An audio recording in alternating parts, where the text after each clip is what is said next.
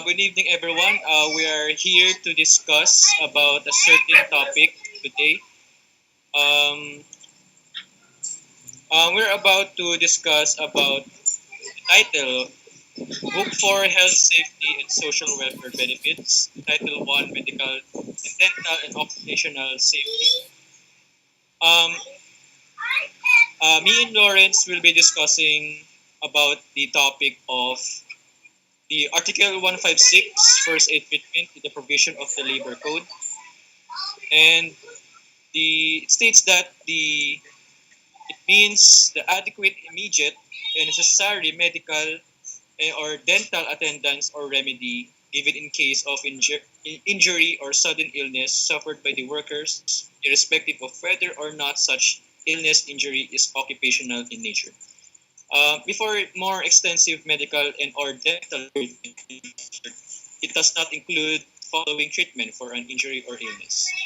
And it states that the every employer shall keep in his establishments first aid, medicines, and equipment as the nature and conditions of work may require in accordance with such regulations as the DOLE shall prescribe. As stated in one of the provisions in the Labor Code, Article 156 states that first aid treatment every employer shall keep in his establishment, such as first aid medicines, and etc. And mandatory facilities. Suitable first aid facilities shall be made available for workers performing night work, including arrangements where such workers, where necessary, can be taken immediately to a place for appropriate treatment. The employers are likewise required to provide safe and healthful working conditions and adequate or reasonable facilities such as sleeping or resting quarters in the establishment and transportation from the working premises to the nearest point of their residence, subject to exceptions and guidelines to be provided by DOLE. Now, let's hear for Mr. Lawrence or Mr. Reyes about the other provisions of the first aid treatment. Mr. Good evening, Reyes. everyone. I'm going to discuss the first aider, occupational health practitioner, emergency treatment room, and emergency clinic. The first one is first aider, means any person trained and duly certified or qualified to administer first aid by the Philippine National Red Cross or by any organization accredited by the same. The second one is occupational health practitioner, refers to a physician, nurse, engineer, dentist, or chemist duly, duly licensed to practice his/her profession in the Philippines and possessing all of the additional qualifications required under Rule 1964.01. The next one is emergency treatment room. Means any enclosed area or equipped with the necessary medical facilities and supplies and located with the premises of the establishment where workers may be brought for examination and treatment, injuries, or illnesses in case of emergency. The last one is emergency clinic. Means an enclosed area, room or building located within the premises of the establishment and equipped with the necessary medical facilities and supplies, where workers may be brought for examination and treatment of their injuries or illnesses in case of emergency, where more elaborate instruments and equipments such as examining bed, oxygen tank are made available for the workers, and where the services of a more competent medical staff are provided, who may handle or treat a few simple cases of injuries or illnesses needing short-term confinement or may refer such cases to hospitals. The next one is to discuss Adelia. Thank you, Lawrence, for that. Um, so I'm gonna discuss emergency medical and dental services under Article 157 of the Book 4 of the Labor Code. So this is basically about an establishment should take into account before in their employees to prepare for emergency medicals. First, in this provision is um, it should be taken into account that when the employee exceeds 50 or but not exceeding 200, there should be a full-time registered nurse in the workplace. The exception for this provision is when the employer does not maintain a hazardous workplace. So, what are the classifications that an establishment is deemed hazardous? So first, where the nature of work exposes the workers to dangerous environmental elements, contaminants, or work conditions including ionizing radiation, chemicals, fires, flammable substances, noxious components such as carbon monoxide, and the like. Second is where the workers are engaged in construction, work logging, firefighting, mining, blasting, etc., dock work, deep sea fishing, and mechanized farming. Next one is where the workers are engaged in the manufacture or handling of explosives. And fourth one, where the workers use or exposed to power-driven or explosive powder materials such as steel and concrete like that. And the last one is where the workers are exposed to biological agents like bacteria, fungi, viruses, protozoa, nematodes, etc. And next to this provision is when the number of employees is um, exceeds 200 but is not greater than 300, the services of a full-time registered nurse and a part-time physician and dentist and an emergency clinic is needed. And lastly, for this provision, um, when the number of employees is exceeds 300 and above, there should be a full-time physician, dentist, full-time registered nurse, as well as a dental clinic and an infirmary or emergency hospital with one bed capacity for every 100 employees for in the workplace. Then, so that's all for Article 157, and here's Justin Carlos Ramirez to talk about occupational health and safety. Okay, so for the occupational health and safety, this includes safety and health standards, research, and training program.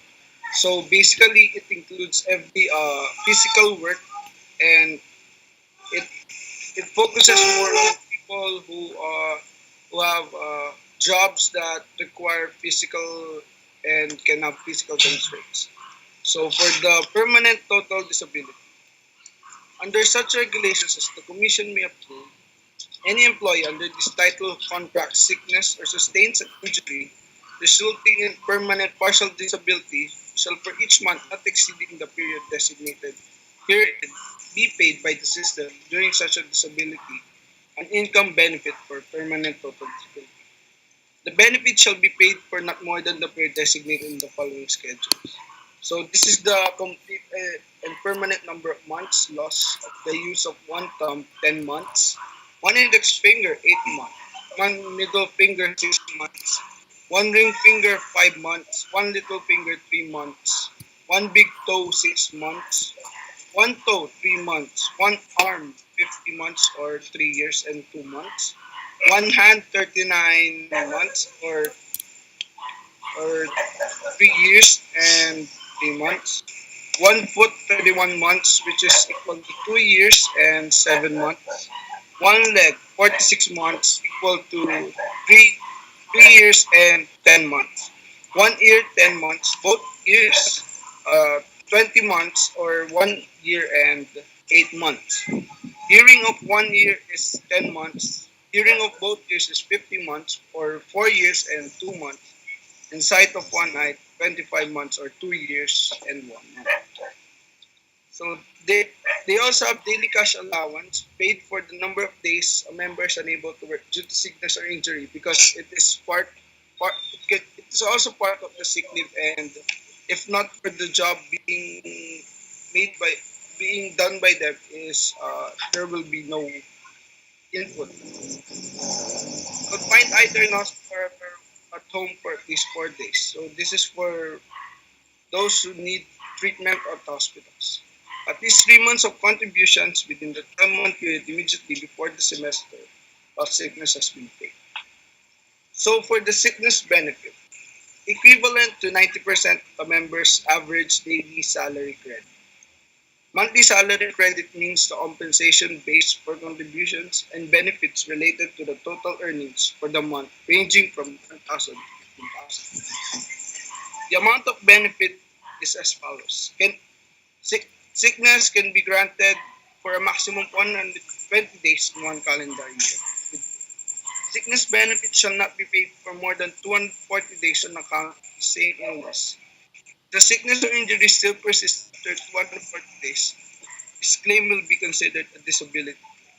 So here is Harold for the maternity benefit and the qualifications for entitlement. Hello, good evening guys. Maternity benefit, daily cash allowance granted to a female member who was unable to work due to childbirth or miscarriage. Failure to observe the rule on notification may result to the denial of the maternity claim. Has paid at least 3 monthly contributions within the 12-month period immediately preceding the semester of her childbirth or miscarriage. Has given the required notification of her pregnancy through her employer if employed, or to the SSS if separated, voluntary, or self-employed member. Here's the qualification for entitlement. The maternity benefit is equivalent to 100% of the member's average daily salary credit multiplied by 60 days for normal delivery or miscarriage, 78 days for cesarean section delivery. The maternity benefit should be given or paid only for deliveries or miscarriage starting May 24, 1997 when the Social Security Act of 1997 or RA 8282 took effect. That's all. Here's some for amount of benefit and retirement benefit. Thank you. So, I'm going to talk about the amount of benefit and retirement benefit, which covers the following: cash benefit, either in monthly pension or lump sum paid to a member who can no longer work due to old age. Another one is a member who is 60 years old, separated from employment or ceased to be self-employed and has paid at least 120 monthly contributions prior to the semester of retirement. Another one is a member who is 65 years old, whether employed or not, and has paid at least 120 monthly contributions prior to the semester of retirement. About the entitlement, for monthly pension, lifetime cash benefit paid to retiree who has paid at least 120 monthly contributions to the SSS prior to the semester of retirement. For the lump sum amount granted to a retiree who has not paid the required 120 monthly contributions, it is equal to the total contributions paid by the member and by the employer, including interest. So now I'm going to talk about the types of benefits, and here are the following. Monthly pension depends on the member's paid contributions, including the credited years of service and the number of dependent minor children, but not to exceed 5. 40% of the average monthly salary credit, or 1,200, provided that the credited years of service is at least 10 or more but less than 20, or 2,000 if the credited years of service is 20 or more. The monthly pension is paid for not less than 60 months. For the amount of benefit, entitled to a 13th month pension payable every December. Another one is entitled to hospitalization benefits under PhilHealth only if they have contributed 120 monthly Medicare contributions. The legitimated or legally adopted and illegitimate children conceived or on before the date of retirement of a retiree will each receive dependence pension equivalent to 10% of the member's monthly pension or 250 pesos, whichever is higher. Other retirement benefits is upon death or retiree pensioner, the primary beneficiaries as of the date of retirement shall be entitled to 100% of the monthly pension and dependents to the dependents pension. So that's all. Here's Eliza for the disability benefit. Thank you. Um, Disability benefit, according to Roosevelt, Donald Sutherland, famous people had and have polio. It is a restriction or lack of ability to perform an activity in the manner or within the range considered normal for a human being. A member who suffers partial or total disability with at least one monthly contribution paid to the SSS prior to the semester of contingency is qualified. Here is the permanent partial disabilities. According to Christopher Reeve, famous people who use and use wheelchairs. A complete and permanent loss or use of any of the following body parts and does not totally prevent a member from engaging in any gainful occupation. Another one thumb, one index finger, one middle finger, one ring finger, one little finger hearing of one ear, hearing of both ear, sight of one eye, one big toe, one hand, one arm, one foot, one leg, one ear, both ears. The permanent total disabilities, according to Isaac Newton, famous people with epilepsy. Here is the following. Complete loss of sight of both eyes, loss of two limbs at or above the ankle or wrist, permanent complete paralysis of two limbs, brain injury resulting to incurable imbecility or insanity in such cases as determined and approved by the SSS.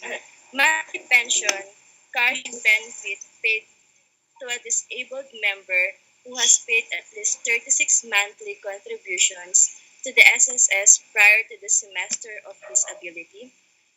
Lump sum amount granted to those who have not paid the required 36 monthly contributions.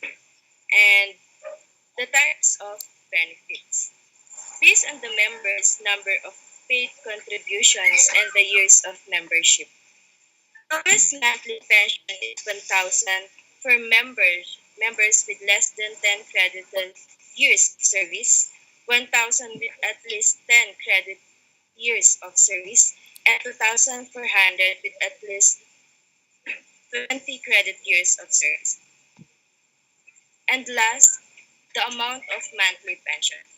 A supplemental allowance of 500 is paid to the total or partial disability pensioner, and 5 dependent, legitimate, legitimated, legally adopted, and illegitimate children conceived on or before the date of contingency of a totally disabled pensioner will each receive a dependent's pension equivalent to 10% of the members' pensions or 250 whichever is higher. So this is the benefit of disability. And here is Marinel to discuss the additional disability benefit. Hi, I'm going to discuss the additional disability benefit, which consists first of the death benefit. Death benefit is given to those whose family member died during or in the area of work. The primary beneficiaries are the legitimate dependent spouse until the person remarries, and others, which are the dependent legitimated, or legally adopted, and illegitimate children of the member who are not yet 21 years old. This is under the laws provisions. In addition, in the absence of the primary beneficiaries, the dependent parents shall be the secondary beneficiaries. In their absence, any other person designated by the member as beneficiary in the member's record can avail the benefits that can be given to the I mean to those who were left by the member. Uh, Cash benefit is paid either in monthly pension or lump sum to the beneficiaries of a deceased member. In monthly pension, it is granted only to the primary beneficiaries of a deceased member who had paid 36 months contribution before the semester of death.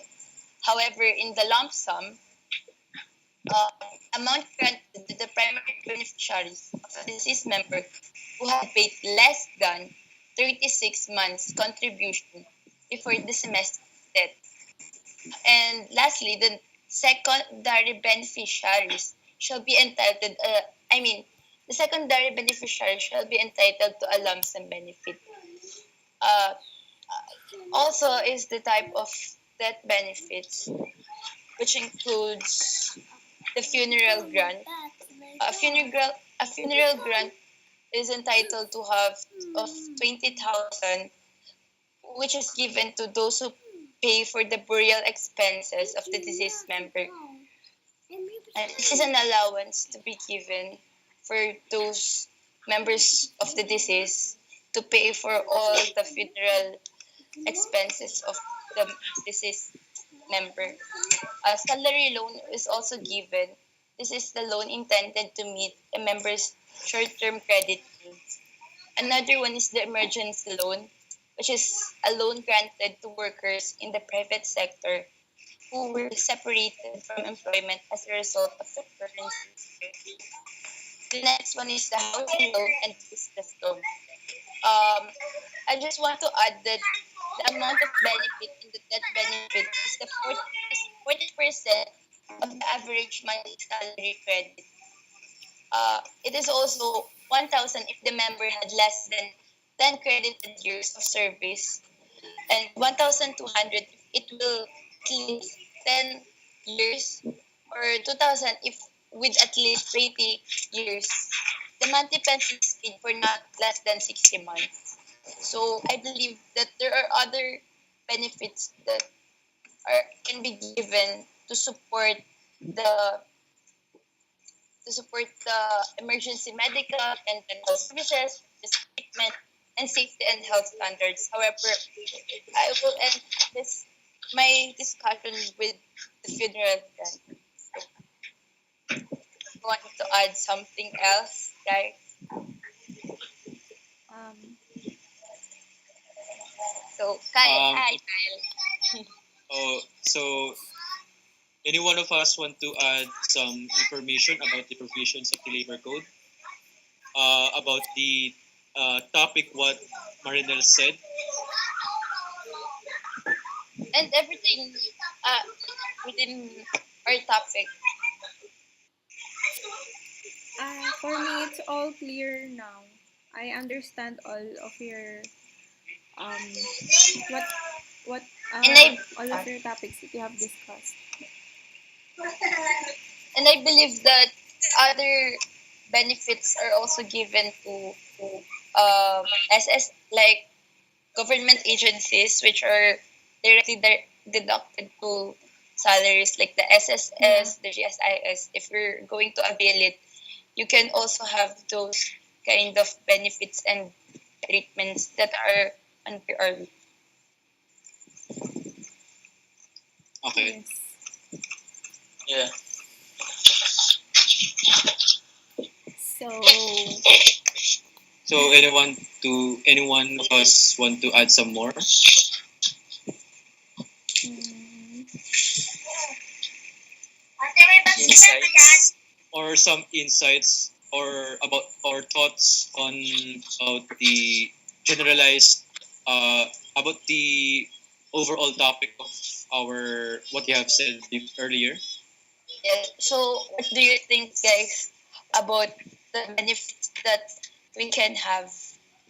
Um, But all I can say is that we should follow, or the employer should follow the labor code, the provisions of the labor code. All what we have said. So the employees should be to work efficiently and effectively in their given task by the company, and um, and we should also be aware of this because we are taking a business course. So in the near future, if we become employers or become employees, that we are aware of this law on this labor code.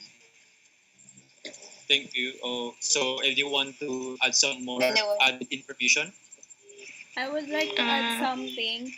Um, as what I have learned from all of the benefits that has been assigned to us, I think it's better to for the government to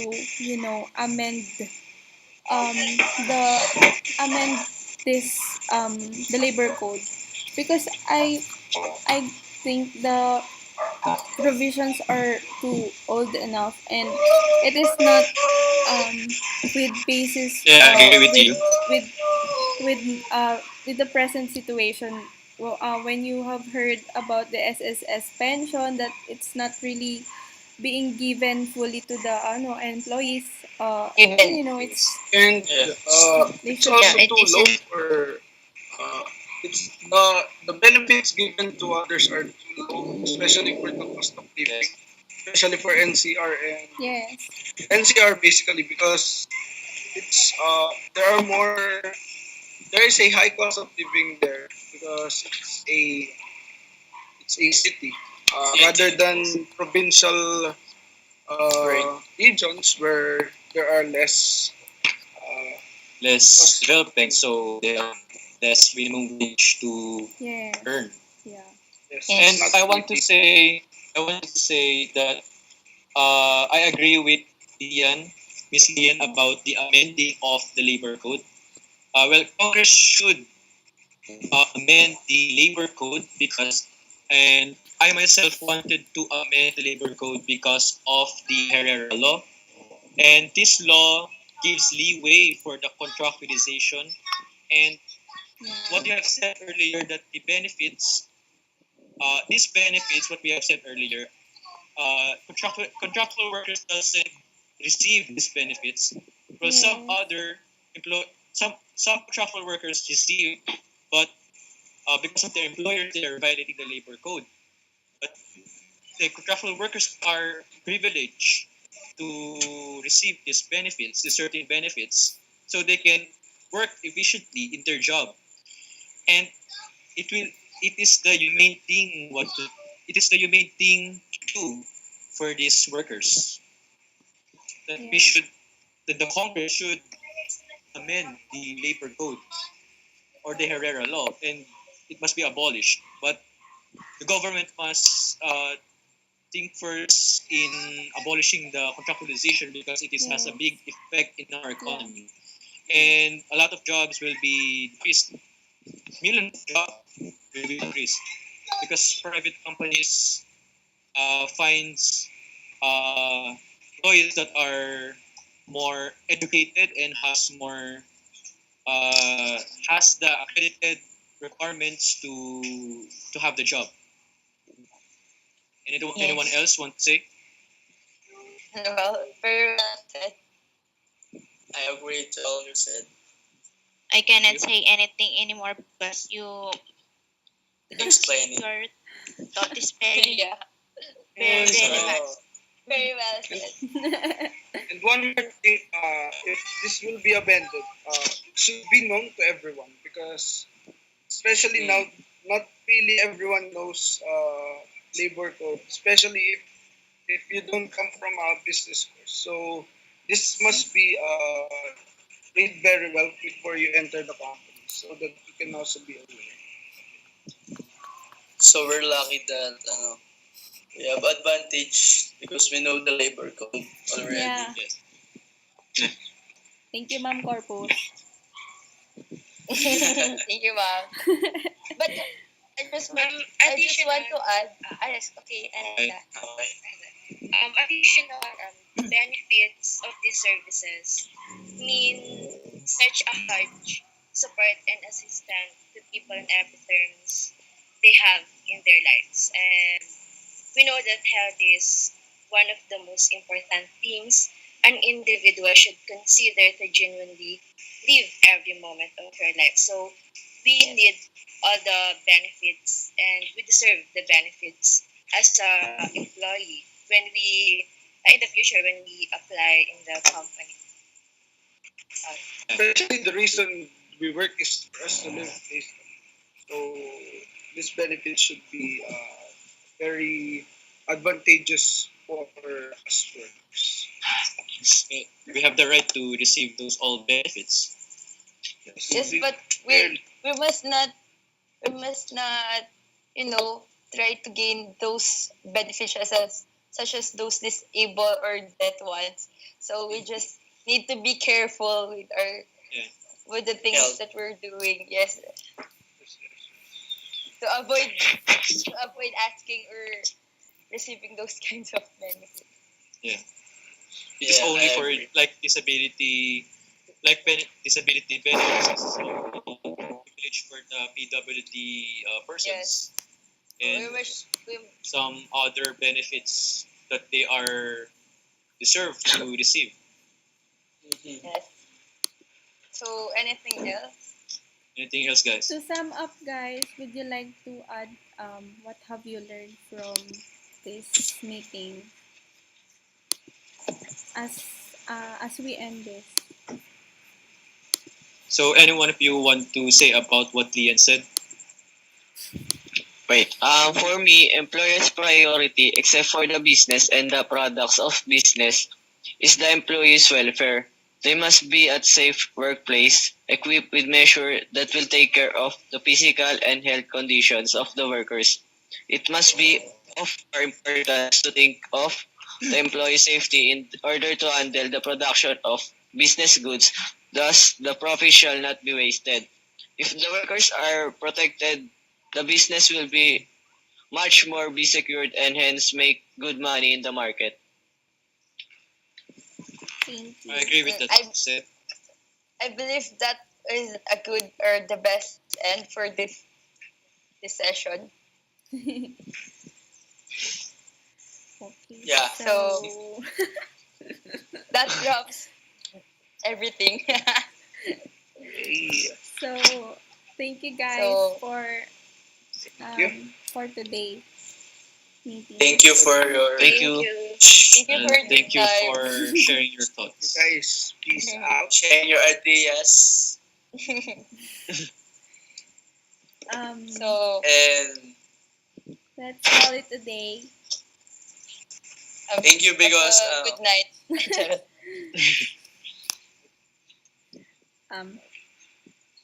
Ano? So, Thank you because of